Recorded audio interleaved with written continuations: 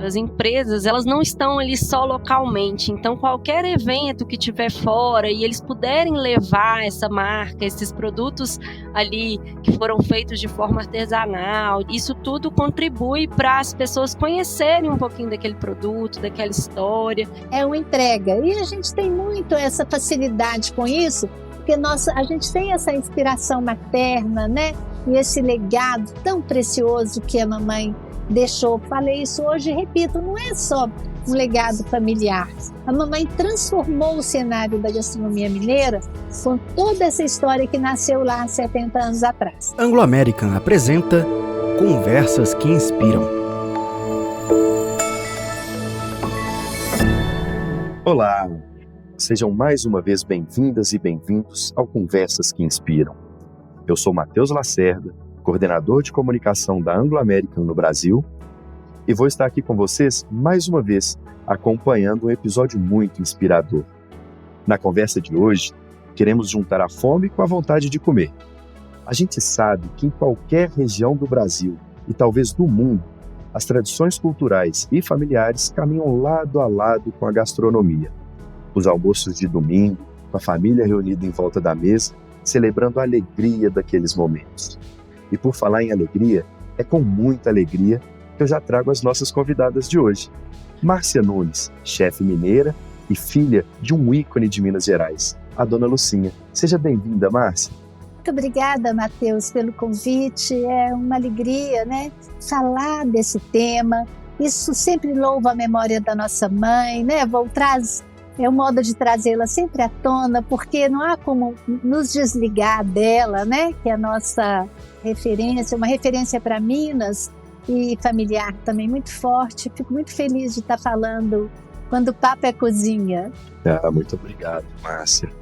E também conversamos com Natália Frossard, coordenadora de Impacto Sustentável da Anglo American no Brasil.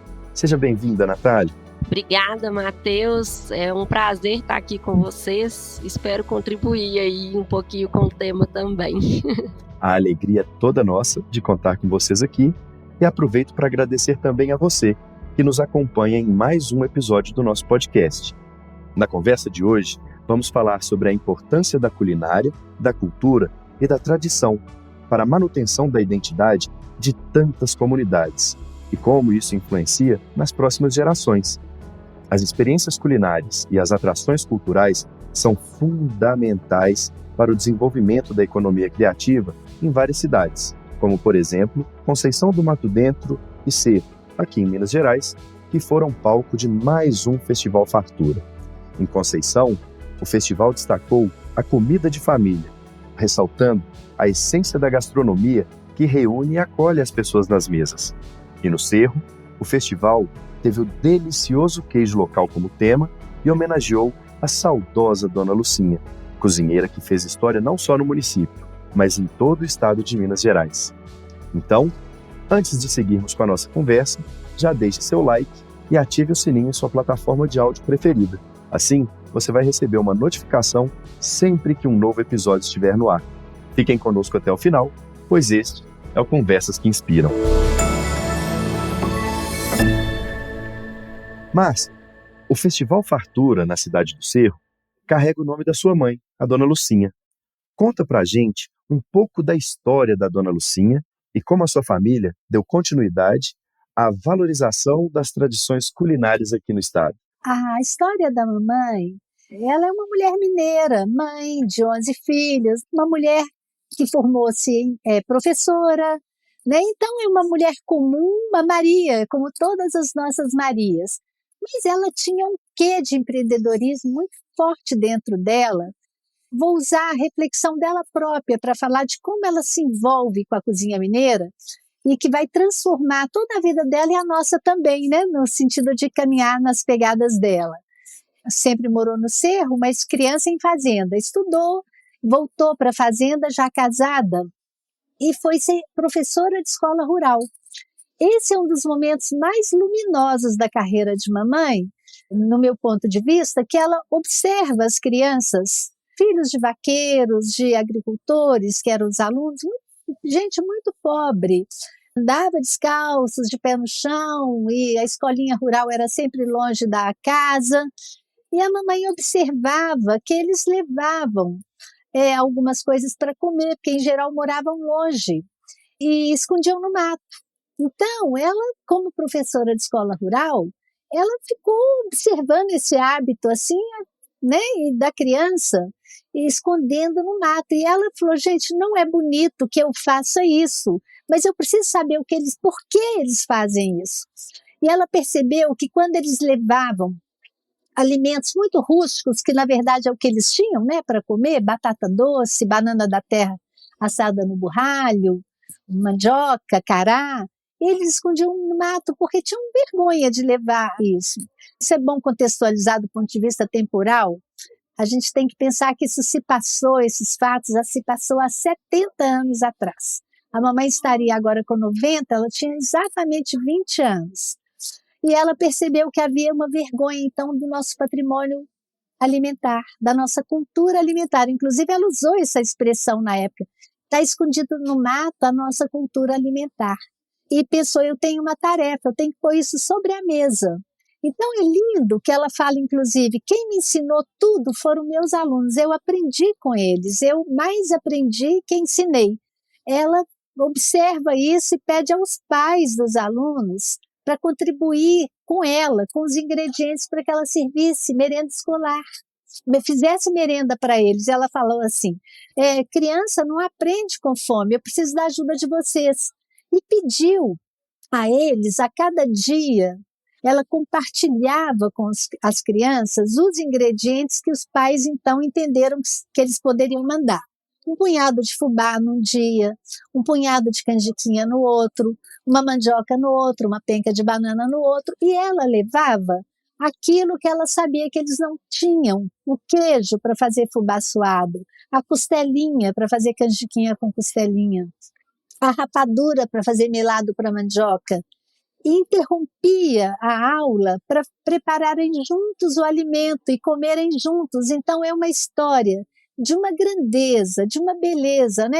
E mostra como que o alimento é transformador, porque ela estava ali ensinando a eles, primeiro, a se alimentarem de modo muito saudável, né? Que a comida local, a comida mineira, é extremamente nutritiva.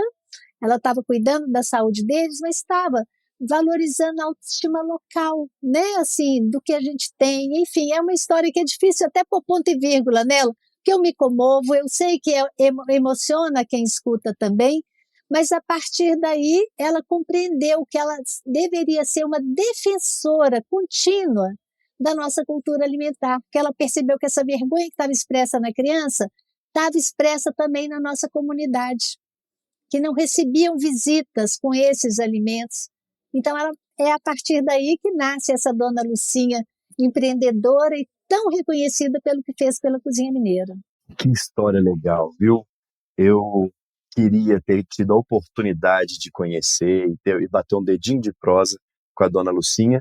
Então é muito importante para mim, Márcia, estar aqui hoje conversando, né, com você, representando-a e falando aí de uma história tão cativante, tão profunda e tão marcante, né, para toda a região. E aí, Natália, a gente falou, né, do Festival Fartura, que no Cerro carrega o nome da dona Lucinha, e que a Anglo América é uma das patrocinadoras desse festival. E aí eu queria saber de você, como que você acredita que as empresas podem contribuir para a preservação da cultura, das tradições locais, e até mesmo por meio do investimento na autoestima daquelas regiões, daquelas comunidades.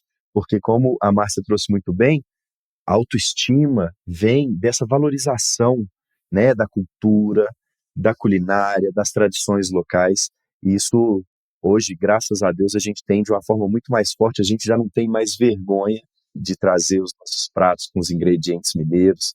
E aí eu queria saber de você, então, esse ponto. Como que as empresas podem contribuir cada vez mais para preservar né, as tradições e as culturas locais? Eu vejo muitas oportunidades nesse sentido. As empresas, elas não estão ali só localmente, então qualquer evento que tiver fora e eles puderem levar essa marca, esses produtos ali que foram feitos de forma artesanal, isso tudo contribui para as pessoas conhecerem um pouquinho daquele produto, daquela história. Então, por exemplo, a gente na Anglo-América, a gente participa da Exposibram, uma feira aí de mineração. A gente sempre coloca algum lanchinho ali para as pessoas passarem no nosso stand para conhecer a nossa empresa. A gente coloca sempre os produtos das pessoas que participam do Crescer, o queijo do Crescer, tem também os biscoitos, as quitandas. Então a gente tenta levar isso. Então, por exemplo, as feiras normalmente acontecem em Belo Horizonte, no Pará. A gente tenta levar esses produtos também para as pessoas conhecerem. Se as empresas pensarem, eu acho que pensam já, mas tentarem pensar nessas oportunidades. Umas outras questões, por exemplo, a gente começou agora a pesquisar campeonatos internacionais e nacionais do queijo. Às vezes aquelas pessoas não pensavam nisso.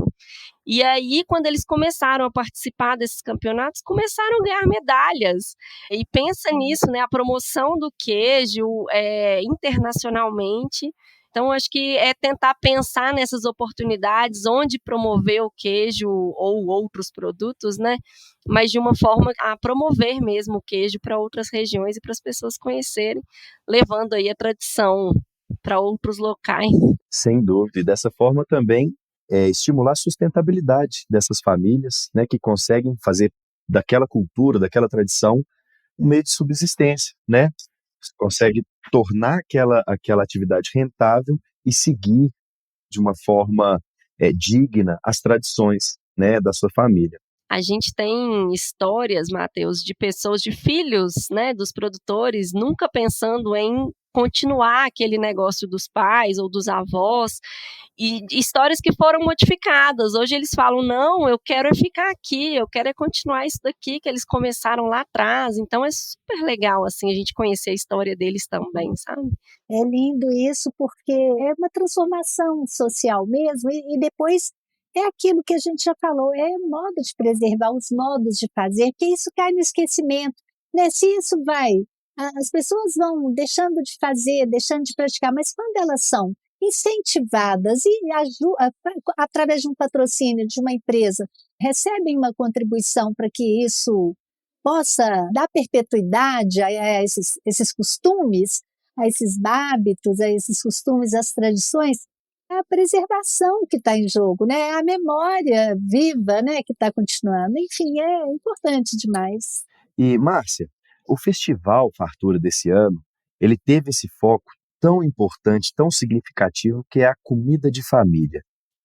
A gente está conversando aqui e a gente sabe, né, que as receitas de família, ou esse relacionamento, esse repasse do conhecimento, é fundamental para que essa cultura se perpetue. Então, eu queria que você trouxesse para a gente uma memória especial de alguma refeição, algum momento, alguma receita que te gera essa conexão, que te transporta para esse lugar. Nossa praia lá sempre foi comida assim, em abundância, comida mineira, até difícil pincelar um deles, mas há uma receita pela raridade dela, e a mamãe sempre cultivou com muito orgulho, e ela fazia sempre em momentos festivos, como Natal, aniversários, é um doce chamado Zezé Leone. Zezé Leone foi a primeira Miss brasileira. Na década de 1920, me parece, houve o primeiro concurso de Miss Brasil, e a primeira Miss se chamava Zezé Leone, e dizem que ela tinha a tez muito rosada. E o doce, na verdade, a doçaria mineira é toda de herança europeia, porque as culturas formadoras da nossa cozinha é a africana, indígena e europeia, mas africanos e indígenas não têm a tradição da doçaria. Muitos frutos, o mel, já a cultura portuguesa, por conta dos engenhos, né, a coisa do açúcar, que é muito forte na cultura, sobretudo portuguesa, tem uma forte tradição doceira. E são doces muito raros, assim, feitos assim, raros não são comuns lá, mas para nós esse doce particularmente era bastante raro. Eles eram genericamente apelidados como doces d'ovos, porque é imensa quantidade de gema de ovo E tem até uma história que se fala que procede que as claras eram usava-se tanta gema nas receitas que as claras eram usadas para engomar as roupas das freiras dos conventos, que tem uma cultura conventual muito grande na produção de doces. Então, elas usavam as claras para engomar as roupas, e as gemas iam para os doces. Então, são receitas com 12 gemas e tudo. Esse doce, precisamente, que ganhou o apelido de Zezé Leone, o nome original se perdeu, mas faz parte dessa tradição dos doces d'ovos. Eu tenho que narrar um pouquinho de como ele é feito, porque ele tem uma beleza plástica e de sabor assim muito diferenciada. A doçaria mineira tradicional é os doces de cacheta, goiabada, né, as coisas de cacheta, doces mais rústicos, que aproveitavam as frutas de época, né? E, em geral, ganhavam nomes particulares aqui, a gente mudava os nomes para quindim, para miscelânea, mas a ambrosia permaneceu com o nome de origem, que é um doce assim grego, um doce de 5.000 anos, mas o Zezé Leone ganhou um apelido e o nome de origem se perdeu. Então, ele é feito, a clara é batida em neve e usa-se para colorir essa clara e torná-la rosada, vinho do Porto. Então, é um doce realmente que não era todos que tinham acesso a fazer. Fazia-se uma gemada com uma fava de baunilha. Então, o doce é composto por uma parte rosa e uma amarela. Aí usa-se uma taça de pé alto, uma taça mesmo clara, de cristal, põe uma bola dessa clara em neve, rosada pelo vinho do Porto, e da gemada, depois que ela é fria, gelada, assim, no banho-maria, tem que esfriar ela muito, batendo e tudo. Tem toda uma técnica para fazer.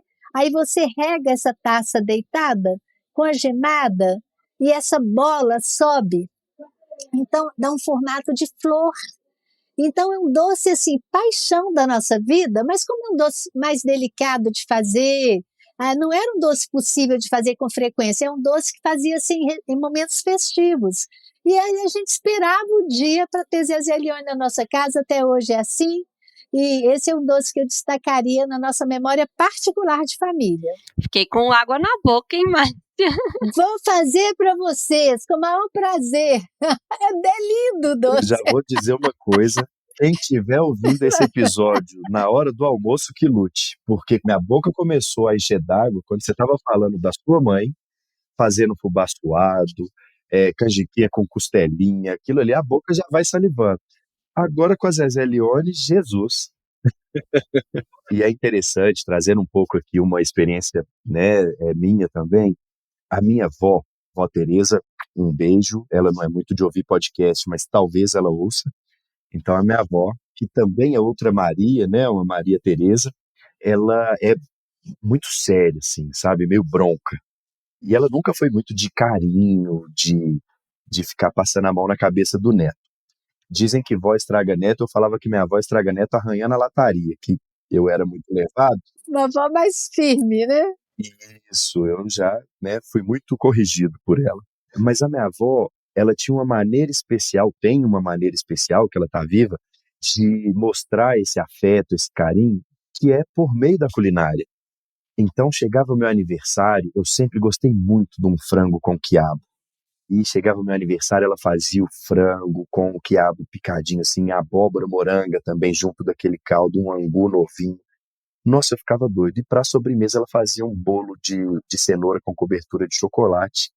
Era a forma dela mostrar afeto, mostrar carinho. Eu acho que a gente tem muito isso em Minas. E eu herdei um pouco dessa característica. Eu já sou mais carinhoso, né? Sou um pouco diferente dela nesse sentido. Mas eu também gosto de, quando eu recebo uma visita especial, fazer uma comida diferente, especial, para agradar, né? Mostrar esse afeto por meio do estômago. Então é muito legal, acho que isso no nosso estado. Isso é coisa de mineiro, não é, Natália? É um prazer em compartilhar alimento, é uma comunhão, é uma coisa, é um prazer mesmo. E às vezes a gente dá até de presente, né? Um queijo, um bolo. Super, isso é comum aqui em Minas Gerais. O mineiro não pode viajar, que eles já pedem logo. Você traz queijo, traz doce de leite, não é? Não tem nada que agrada mais para uma pessoa que você vai visitar fora de Minas que você leve para ela algo assim. E o mineiro é interessante que ele pode viajar para qualquer lugar do mundo. Chegou lá no hotel, por exemplo, na hora do café da manhã, se não tiver um pão de queijo, a primeira coisa que a gente fala é: uai, cadê o pão de queijo?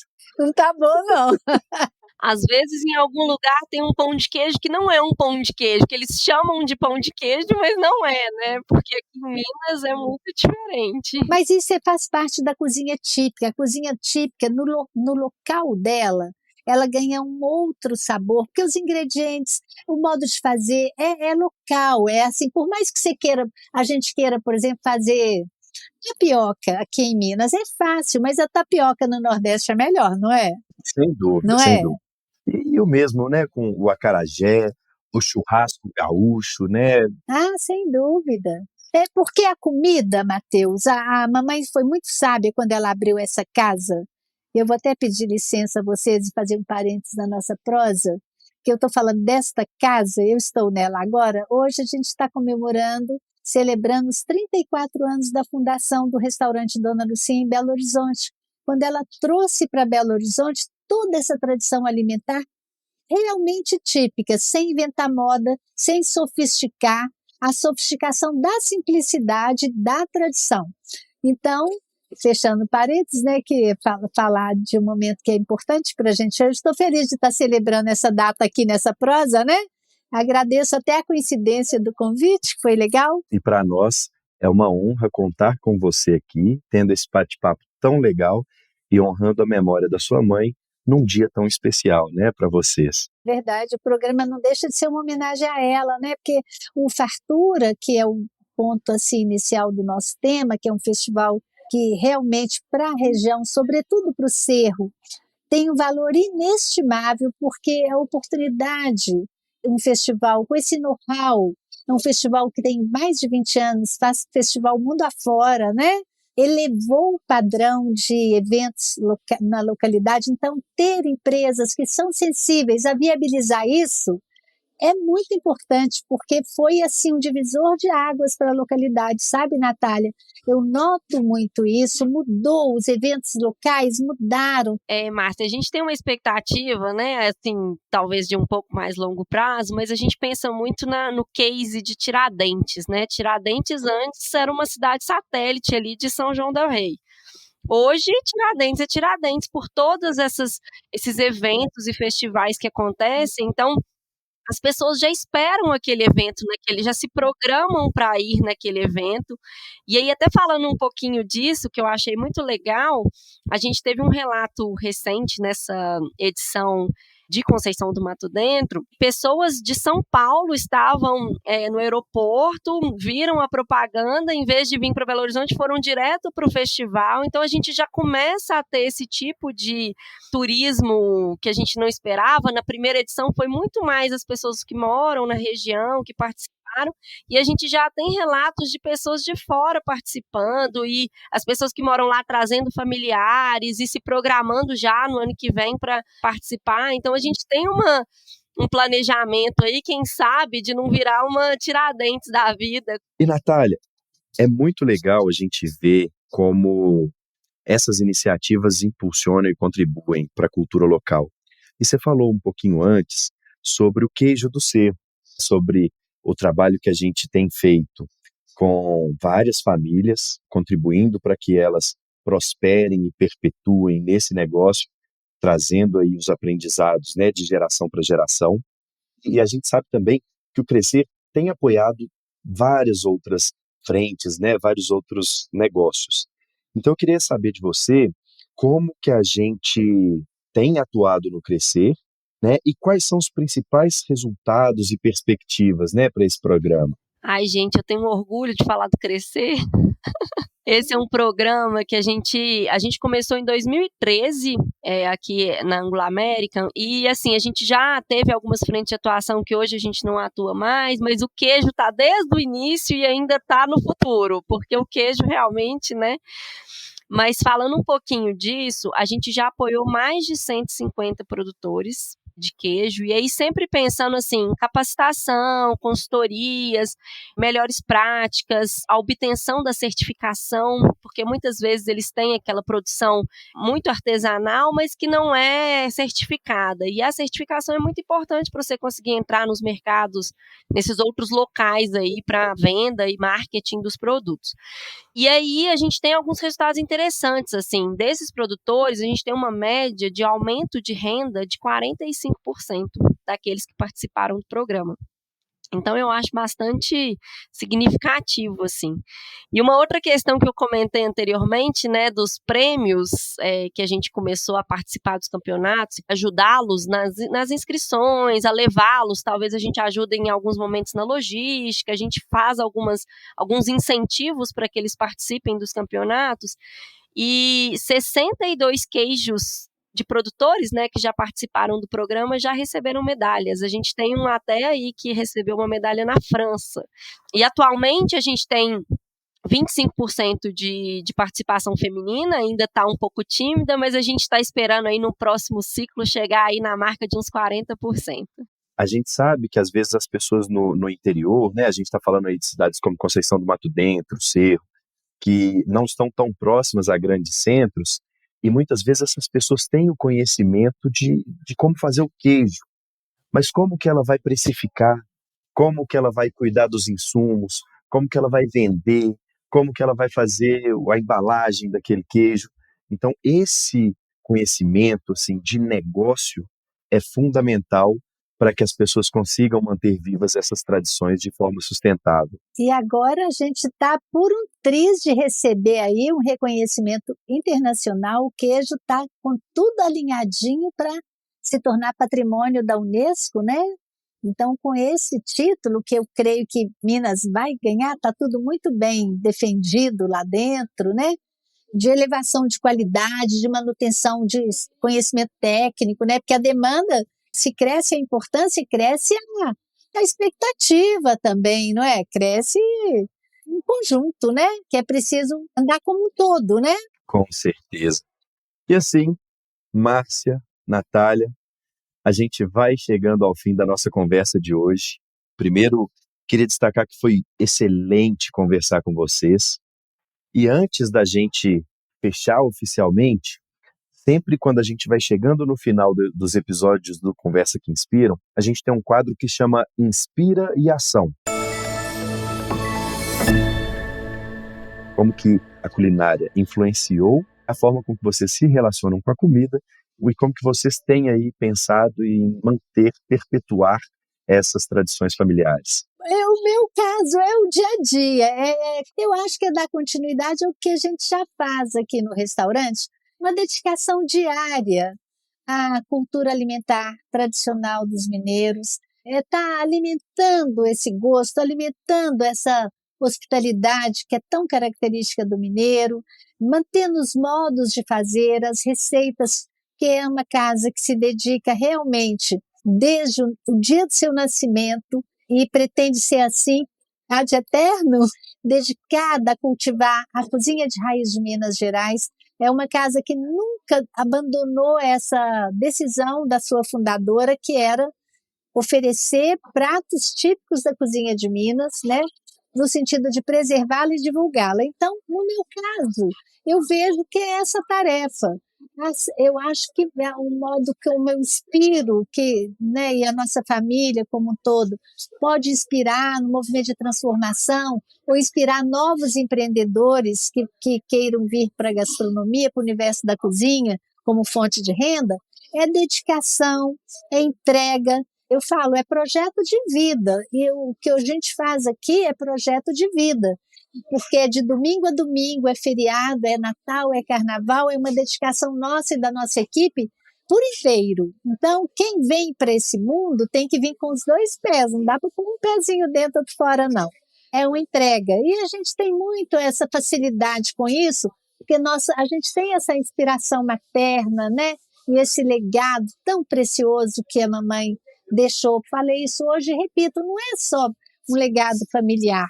A mamãe transformou o cenário da gastronomia mineira com toda essa história que nasceu lá há 70 anos atrás. Eu vou trazer algo pessoal, assim, né? Eu venho de uma família grande, minha mãe tem 13 irmãos e minha avó sempre fazia esses almoços de domingo. E aí minha avó já não está mais aqui com a gente, mas minha mãe continua fazendo, não para a família inteira, mas agora com o nosso núcleo familiar, né? Comigo, com minhas irmãs e agora com os netos da minha mãe. Mas a gente mantém essa tradição porque eu acho assim, não tem coisa mais gostosa do que sentar ali em volta de uma mesa, cheio de comida gostosa e batendo um papo e conversando com aquelas pessoas que a gente ama, e bebendo um cafezinho, e comendo um queijinho. Então eu acho assim que não tem coisa mais gostosa do que se reunir ali em volta de uma mesa para conversar com os nossos familiares. Então acho que é isso, assim. É manter essa tradição, e se um dia quando minha mãe não estiver aqui, que eu continue fazendo isso, minhas irmãs, para a gente sempre ter esses momentos especiais em família. Sensacional. Então, Márcia, Natália, agora sim, né, a gente está chegando ao fim do nosso bate-papo.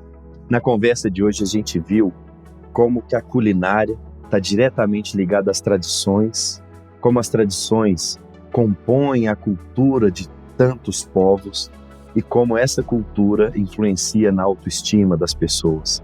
E por meio dessa conversa, que fala muito sobre a culinária mineira, sobre a cultura mineira, a gente também quer homenagear e honrar tantas culturas e tantas culinárias que a gente tem no nosso país, que é muito grande. Então, a culinária baiana, a culinária paraense, a culinária nordestina também como um todo. Eu já morei no Nordeste, então tem pratos especiais, pratos deliciosos que variam de estado para estado, a culinária gaúcha. Então a gente quer deixar essa homenagem à cultura do nosso país, que está, com certeza, diretamente ligada às suas tradições e à sua culinária. Eu agradeço muito a Natália, a Márcia, a presença de vocês. Também quero agradecer esse bate-papo. A gente já demonstrou aqui o quanto foi até emocionante para mim, e também gostoso entre nós a conversa. Falar de cozinha, falar de alimento é muito grandioso. A mamãe dedicou a vida ao alimento e agora eu tenho entendimento do que significa isso, porque não é o alimento em si, é mais. É uma coisa meio da comunhão mesmo, do homem com o homem. É um elo entre as pessoas, manutenção da vida, preservação do ambiente, né? É isso, obrigada, gente. Olha, o Zezé Leone está prometido, vocês têm que vir ao restaurante. Eu que queria agradecer, Matheus, o convite. Achei muito gostosa essa nossa conversa, fiquei com água na boca aqui. Espero experimentar essa sobremesa aí que a Márcia comentou e estou à disposição para uma próxima conversa. Muito graças à dona Lucinha, hoje a nossa cultura alimentar não está mais escondida no mar. Está servida na mesa e a gente convida a todo mundo que nos ouviu até aqui para vir, sentar na mesa, prosear e saborear um pouco dessa nossa cultura. Obrigado por acompanhar a gente no Conversas que Inspiram, que é esse espaço dedicado à reflexão sobre mudanças fundamentais para um mundo melhor. E é também um espaço para a promoção da cultura, do turismo e, por que não, da nossa culinária. Você gostou do episódio? Siga nosso perfil na sua plataforma de áudio preferida e lembre de ativar o sininho para saber sempre que um novo episódio estiver no ar. Para conhecer mais sobre a nossa empresa, acompanhe nossos perfis oficiais em suas redes sociais. Um abraço e até a próxima. Anglo American, mineração e pessoas que fazem a diferença.